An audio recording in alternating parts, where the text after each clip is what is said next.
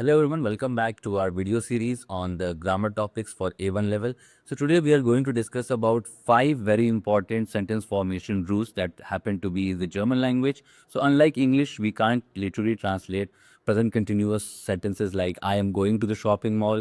So in German, when you say I am going to the shopping mall or I go to the shopping mall, it is the same because in German there is no differentiation of present continuous and simple present. There is just present tense. So if I want to say I'm going, I'll simply say ich gehe, which means I am going or I go both. So simply if I want to say I'm doing, again I can say ich mache, which will mean I am doing or I do. So whatever you say in the present tense can mean both in the present continuous and the present simple tense as well.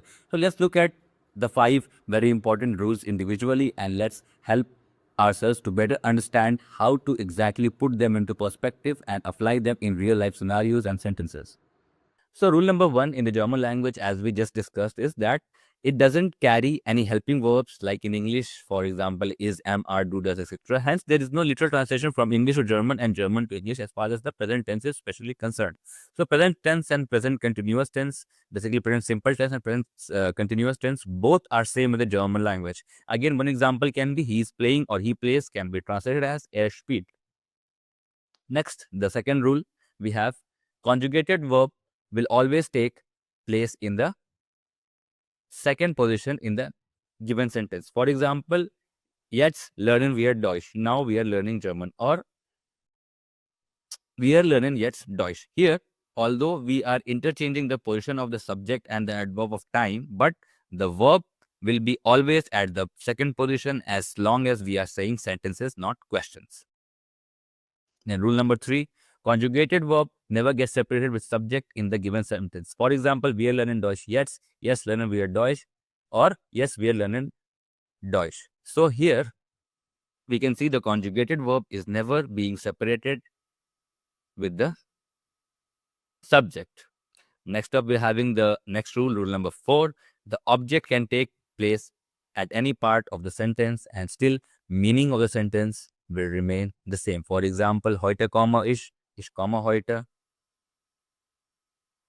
Now, lastly, we have the rule number 5. If question is asked directly to the subject, then the verb will come in the first place. For example, are you working? So to work, the verb we have here is arbeiten. So I can simply say arbeiten Sie, which will mean are you working or do you work? Similarly, studieren Sie will mean are you studying or do you study? So these types of questions are called as yes or no questions or Ja oder Nein Frage in the German language. So when you want to ask someone things and the question can be answered in yes or no, it is called as Ja oder Nein Frage and it will start with a verb. So arbeiten Sie, are you working or do you work? Similarly, spielen Sie, are you playing, do you play? Studieren Sie, are you studying or do you study?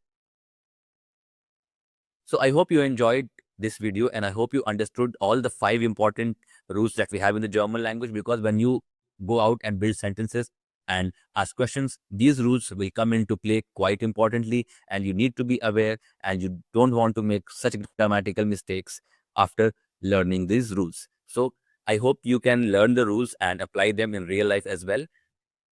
And I hope you enjoyed learning today with us. So for today, this is it. If you want to join more classes, if you want to see the whole course, it is available for free. And if you want to join live classes, you can contact us through the given number or mail. And we will be happy to connect to you and guide you through your language learning journey. Thank you.